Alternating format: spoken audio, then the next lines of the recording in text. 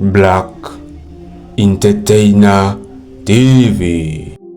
Reka ndakwibutse ko ari iteka ridasanzwe ari n'ishema ku gihugu ciza cy'u Burundi kubona hari impano nyinshi iyo zisohotse ubona zikunda kwigaragaza ukabona ko bakora amateka bigashimisha abantu benshi. Mwite Ines Raguel kuva neza na neza hariya mu gisagara ca Bujumbura aho yahuye n'umuhinyanyuzi wa Diamond bise Liza Classic, aho ubona bakoze lebo, ubona ntariko ndibuka neza hari izina ryayo ariko ukabona ko ari lebo yitayeho uno mukobwa cyane Ines Raguel, ukabona ko abantu benshi aba promoter abaririmbyi benshi bagiye batandukanye, aho ubona na Stay n'umugore wa Big Fizzo yanditse ko mbega iyi mpano tutari bwabone byari ibyagenze gute. Nka kwibutsa ko Ines Raguel ari umwe yari afise indirimbo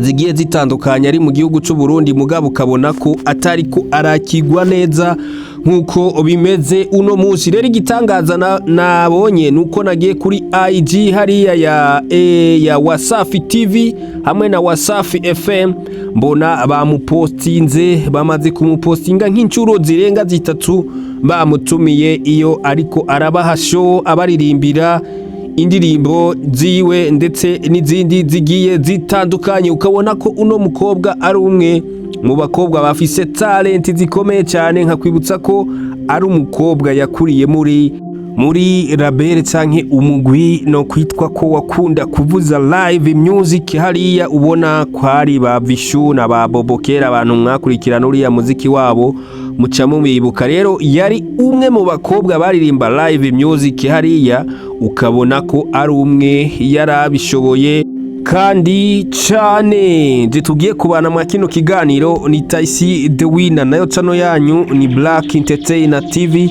Make sure ko wakoze subscribe, ugakora like, comment hamwe na share kugira ngo dukomeze kubana no mu bindi biganiro byaha azaza. Reka nongere rero ndaguha ikaze we wahisemwe kubana nanje. Nka kwibutsa ko nariko ndavuga ati Uburundi dufise impano nyinshi zigiye zitandukanye, ariko nubwo bimwe biza kugaragara iyo izo mpano zajabutse zikaja hanze. Uno munsi naramutse mvuga ku mukobwa bita Ines Raguel, aho ubona ari umukobwa akiri mu gihugu, yari n'umukobwa uciriritse, ubona wonaca ko ugahonyora canke ukahava umukengera, ariko numwe mu mpano zikomeye Uburundi canke igihugu cy'u Burundi cyagize, kuko numwe kuri live music atahantu na hamwe atojugumiza, kuko numwe ashoboye no gusubiramo indirimbo nka kwibutsa nka za Baserindio n'izindi nyinshi zigiye zitandukanye kuri live music. Numwe ubona ko abishoboye cyane, afise n'ijwi ryiza, ariko rero hari akantu mbona akunze gukora indirimbo cyane ziri mu rurimi rw'igifaransa, ariko nka kwibutsa ko asanzwe ari muri lebo ya Liza Classic hariya mu gihugu ca Tanzania. Rero ikibazo nza kwibaza hano, none eske kuba aririmba igifaransa byoba hariho ico biriko biramuzanira? Ko mbona turi muri EAC canke East African Community dusanzwe dukoresha hanini ikintu novuga ko ari icyongereza n'igiswahili cyane gusumba ibyo bindi, kuko ugiye kuraba igihugu asanzwe arimwo nta bifaransa bumva, ukaraba Kenya nta gifaransa bumva, ukaraba Uganda nta gifaransa bumva, even now uza gusanga ibihugu byumva igifaransa ari Uburundi naho nesi cyane, u Rwanda na Congo.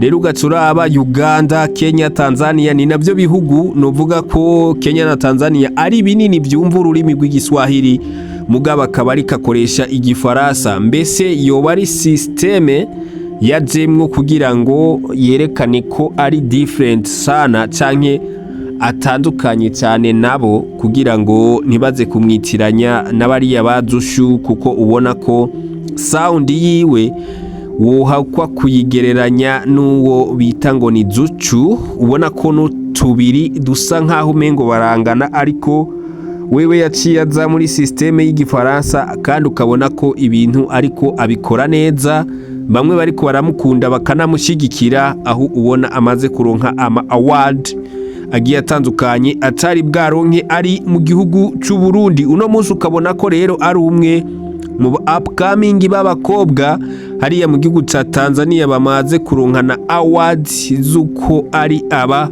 best upcoming baririmba neza hariya neza na neza mu gihugu cya Tanzania kuva Dar es Salaam.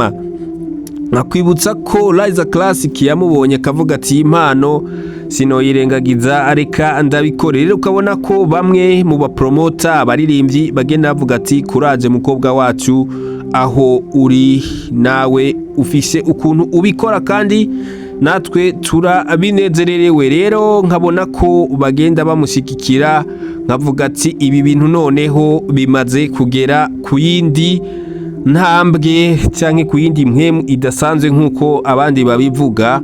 Ukabona ko kuja muri Wasafi FM bakongera bakagupostinga no kuri Wasafi TV, ibyo ni ibintu bikomeye cyane kuko nkakwibutsa ko nka Wasafi TV ifise abantu barenga miliyoni 8 babakurikirana ku rubuga rwabo. Urumva abo bantu abari benshi mu gihe uhawe ikaze ukagira na access yo kujya kuri TV yabo uburose cyangwa ubufunguriwe imiryango yo kurabwa n'abari abantu bose. Urumva abari iteka ridasanzwe. Rero Ines Raguel akaba ari umwe mu baririmbyi barose iryo teka ryo kujya muri Wasafi FM ndetse bagacishwa no ku rubuga rwa Wasafi TV. Ukabona ko ari ibintu bidasanzwe. Sinzi niba mwibuka bigeze gucisha ko abaririmbyi nka Vestina na Dorcas hariya bo mu Rwanda biza gutuma igihugu cy'u Rwanda cyose kinezerwa kiryoherwa. Eske abarundi nabo